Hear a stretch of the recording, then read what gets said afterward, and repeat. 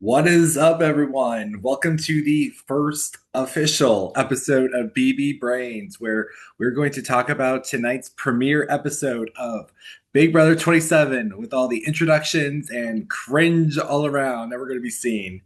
Uh, my name is Kyle Dorr. I am happy to be returning and going over the details of tonight's premiere episode and all the good, the bad, and whatever the hell they were trying to tell us at the end of the episode that I'm still wrapping my head around.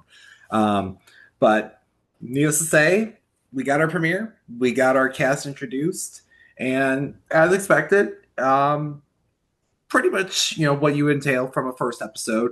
We get all of our introductions for everyone. We get our first set of house guests with Kelly, Zach, Ashley, Riley, Amy, Adrian, Lauren, and Keanu. And I wrote like little blurbs about them. Nothing really too like stand out. Is that what we already know about them. Um, but what we would like to know though, and there's like a big common history with this, is the first in curse. For those of you who don't know, people who have gone first into the Big Brother house have lost the game. But some people will theorize that Cody from Big Brother All Stars broke that curse. I still say it's a curse. It could still be a curse even if one person broke it. And the first person that was in the house tonight was Zach. And Zach was actually kind of a predominant character tonight, as well as a few others. But going on from the first set going in, we got to know a little bit about everyone. We got to see the weird ticking clock that was reminiscent of the show 24, sort of. But it was decent. Like I was like, okay, we're counting down to something. And through that, we also saw Zach like kind of having something for Lauren. We all kind of figured Zach was gonna try to maybe potentially do some showmancing vibes. He had something of like wanting to get with her. Lauren was like very adamant about like potentially working a showmance this summer to her advantage. So maybe something could come of that for all we know. And then another thing I noticed was Kelly being annoyed of Amy, and uh, you know, already a bad sign for Amy for her all girls alliance right at the gate there. But just a lot of like introduction stuff, nothing too special there. And then from there, we went through to our second set of house guests going in, being Catherine, Vince, Mickey, Jimmy, Morgan, Zay, Will, and Ava, with Catherine being the first one to go in.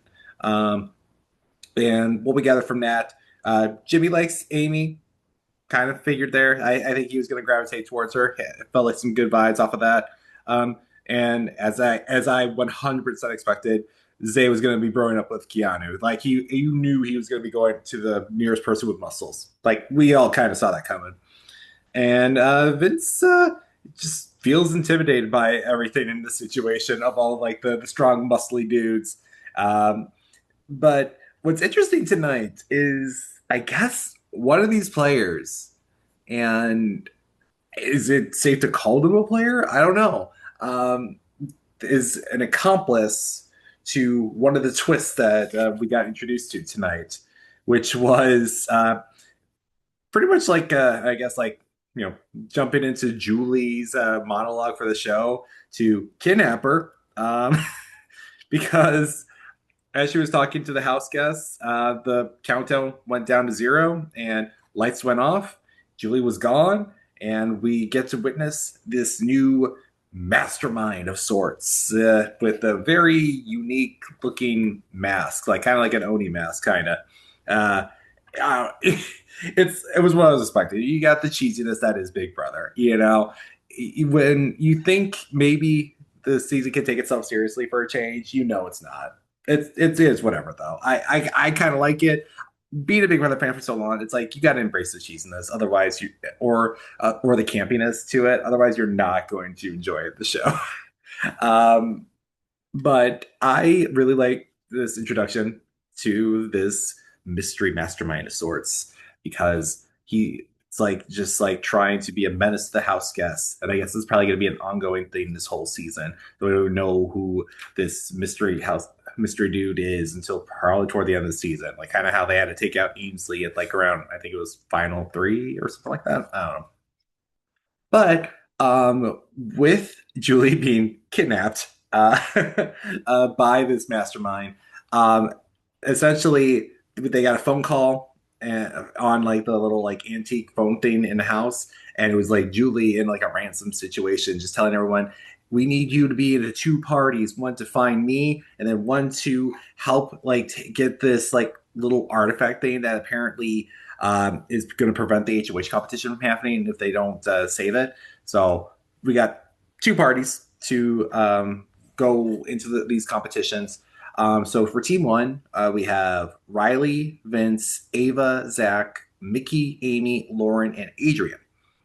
And they're doing a competition that is both a puzzle as well as something of like a memory competition on top of that because they had to like build this bridge of sorts to go to these like foray of doors, and in one of those doors is Julie Chen, and how you have to decipher them is like you have to listen to it as she's like giving out these clues, and if it doesn't match to what the outfit she was wearing when everyone was seeing her, it would be the incorrect door. If they got the incorrect door, they would get a punishment or something would happen to them.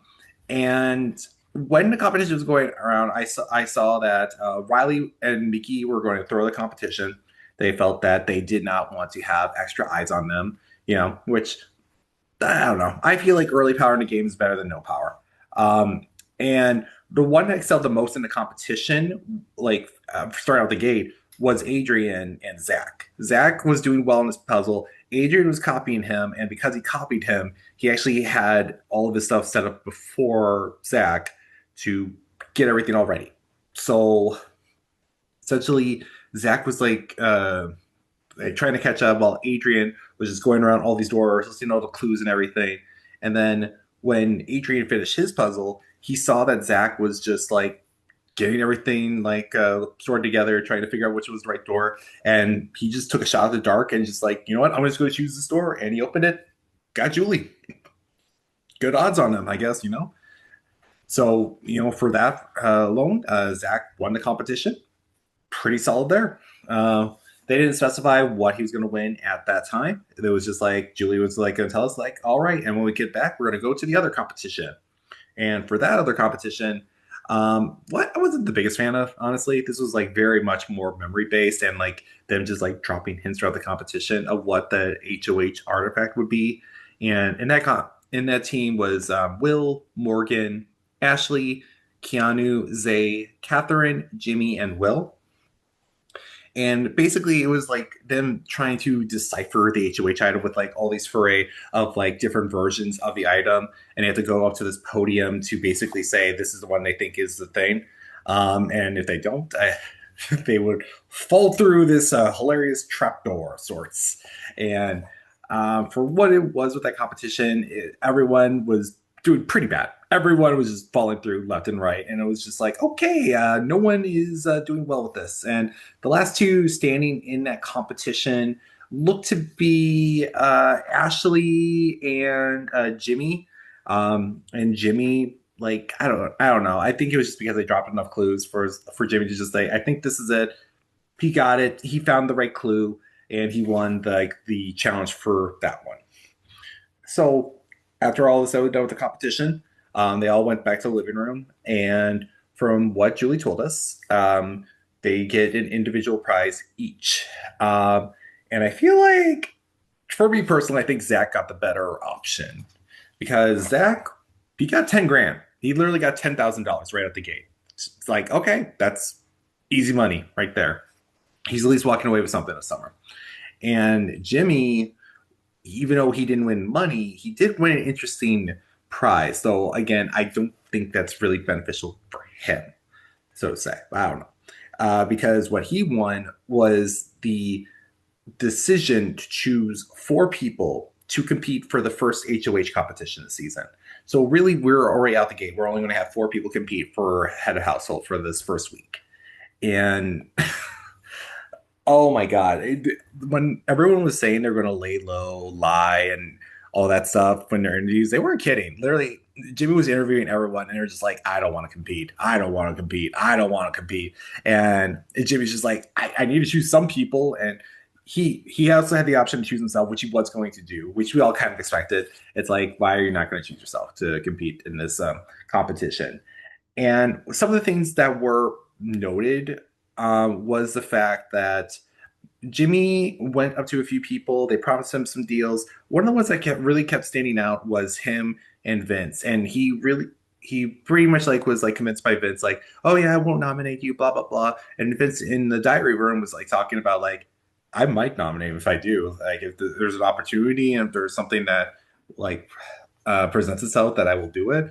I don't mind. Which I'm like, you know what? Good on him, Vince. You know, if you're gonna be that dastardly right out the gate, you know what? Respect, respect right out the gate there. Um, and so after all the deliberating and everything, Jimmy chose his four players for the HOH competition: himself, Adrian, Ashley, and Vince. And Ashley was kind of like a little all over the place with the DR. She said she was going to throw it first, and she said she's like, "Oh no, maybe I might compete for the HOH." I'm like, I don't know, but for the HOH competition, the HOH competition was called "Destroy the Lair," and this is to destroy the lair of this mastermind of sorts. And what it was essentially, for anyone who's watched Reindeer Games, which is like a Big Brother spin-off game during like the writer strike. It was essentially a competition where they had to balance these balls on like this little tree stand and stuff. But this time it's like they're trying to balance these like bomb things for the house gets to have, where it will be like different levels and like different weights to hold them down. And you have every one of your balls hanging up on your platform, and you have to hold them down for like at least 10 seconds when you like press down on your TNT explosion device. I don't know. I don't know your detonator. Like I don't know the proper terminology for it. But what was going down during the competition, it looked very much like it was between Adrian and Vince. And from what it was looking like, Adrian was getting close. He kind of fumbled it toward the end. Vince, like with just like 1 second left on the clock, was able to win the competition after his balls just dropped. So he was able to win on just such a close feat. And he is now the new HOH. And we got this interesting graphic of the explosion going off of the lair, which again, Big Brother cheesiness. What can you expect there? But you know, it was still fun. It was a fun competition. I really like that one from Reindeer Games, so I'm glad they incorporated it back for the first HOH competition for this year. So I'm like, yeah, you know what? Why not? It's a fun competition. It's simple. It's good. You know, sets the season up right. Um, and then interestingly enough, then after that, after Vince was crowned the new HOH, we had Julie come back to everyone and just tell them, "Hey, I have some more announcements." And this is where it gets really interesting here for the season, and explains why we're going to be having down feeds until Sunday night's episode's essentially over, and then a few hours later, because one of the things that was announced, which we all knew, was that the AI Arena is back and it's going to be labeled as the BB Blockbuster. The thing is that very much interests me is that Julie said this will be a permanent mainstay to the show. So what that means, I'm not sure. It either means like this is just like we're going to be dealing with the BB Blockbuster for the rest of Big Brother, or we might be dealing with for later part of the season on top of that. Because last year the BB AI Arena, it went all the way, I believe, till the end of pre-jury, and then was done after that. So maybe it could go longer, maybe it might not, maybe just be the same way, and they're just saying it's permanent mainstay for the series, but it's going to stay the same amount of time for pre-jury. Who knows? But after announcing that, we also had the mastermind come back in, and in his fit of rage, he's like telling everyone, "Oh, you think I'm done with my twist yet tonight? Well, I got a big one for you." And out comes from the Queen Victoria painting in the house a returning house guest that I personally love. I know a lot of people love her. Some people hate her, but She is definitely up there for probably one of the most memorable players of all time. Rachel Riley's back. Rachel Riley from Big Brother 12, who had such an amazing entrance to the series and won Big Brother 13 right afterwards, as well as like having multiple appearances on different shows, Traders, Snake in the Grass, Amazing Race. Like she's been through the gauntlet, and I'm happy to see her back. I'm such a big Rachel fan, and she's going to be good for drama. I'm wondering how she's going to play this going in because this is going to be her first season, not playing with Brendan. This is going to be her playing as a mother. It's going to be a very interesting Rachel that we're going to see. And for what I've seen with Snake in the Grass and Traders, we might deal with a more strategic like Rachel. And with how Big Brother seasons have gone, both in US and Canada, where we had like one or two players just come back, usually they dominate. So likely the case here for Rachel, which I'm okay with. I like Rachel. And like the only one that's like really like noted to be freaking out here is Jimmy because he knows how much of a threat Rachel is. And again, there's so much predominant like footage on Jimmy tonight, which is very interesting to say the least. I don't know if that means he's nominated or going into the next part here, what the mastermind told everyone, which is also why everything's kind of confusing tonight.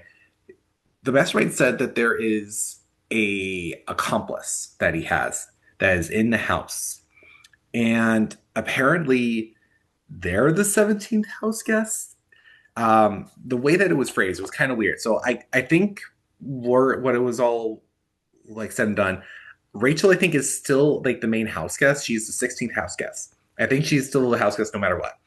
But one of the other players seems to be like, oh, I might not be the real player. I have to do all these things. If I'm caught, I'm out the game. If I'm not caught, I am still in. Um, which has me to believe like 9 times out of 10, this person is likely out. They might be a plant. I don't know, but um, it just begs the question then of who it is because we have Rachel in, I want to say that it could be a woman just so that it could balance out, but you never know there.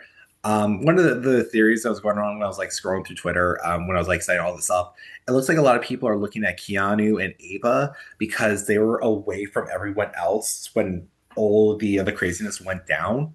So there's some speculation on that. And it did point to like Ava being the most villainous, like when she was like talking and everything going into the season. So maybe people are thinking it might be her. Personally, I kind of wanted to be Ava because I drafted Keanu in one of my Big Brother drafts, and I would hate to lose him this early on. So, wouldn't want to have problems there with that. But I don't know. It's going to be an interesting week. I don't know how this whole situation is. They didn't really explain it too well. So again, I don't know if it's like this whole situation means like if the accomplice is found out, Rachel then stays in the game permanently, or if the accomplice is like not found out or whatever, then Rachel does leave. I don't know. It's very convoluted. Like I wish they would have explained that a little better in the show. Maybe they might explain it better come Sunday. I don't know.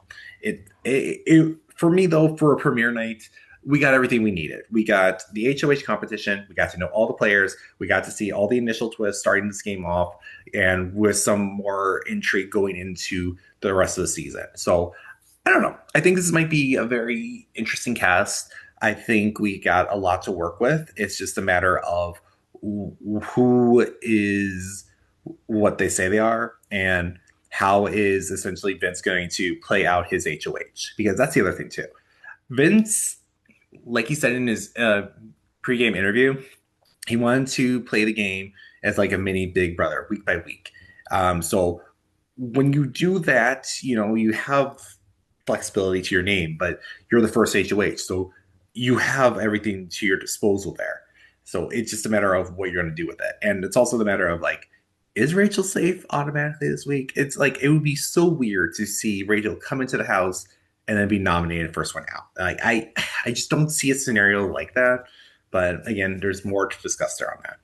I imagine Vince, though, in like production's sake, would probably not want to have Rachel out the door this early. But I don't know. Maybe. Maybe I might be wrong. But yeah, I don't know. This is an interesting cast, interesting premiere. Um, when it came to the cast going in, so many expectations for certain players definitely rang true.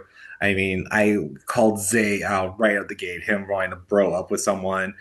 Riley 100% was going to be the more boring person of the bunch. Kelly, I already tell was like gonna like have some issue with the cast. So there's some reads I'm definitely like think is the case. And again, no, I just don't know who would be this accomplice because they didn't really show much so as to like maybe go back to watch the episode. I doubt it. There's not much to work off of with that. It's like we think back to like Big Brother 12 with like the saboteur and Andy and Annie. It's like mm, I don't know. But yeah, unfortunately, I didn't have much for a survey to work off of because again, it was the premiere, so not much to really say off of that, other than like maybe like asking the public, like, "Hey, who do you think the accomplice is?" I don't know. So I'm gonna try to save a survey for later in the week so that people can rank their players and everything like that, and I don't know, go from there. So a little bit of a short podcast, but again, this is like the first episode. We're not really working with much here. Plus, it's like also like I don't have any feeds to talk about because the feeds start on Sunday night. So unfortunately, that's all I can really talk about right now.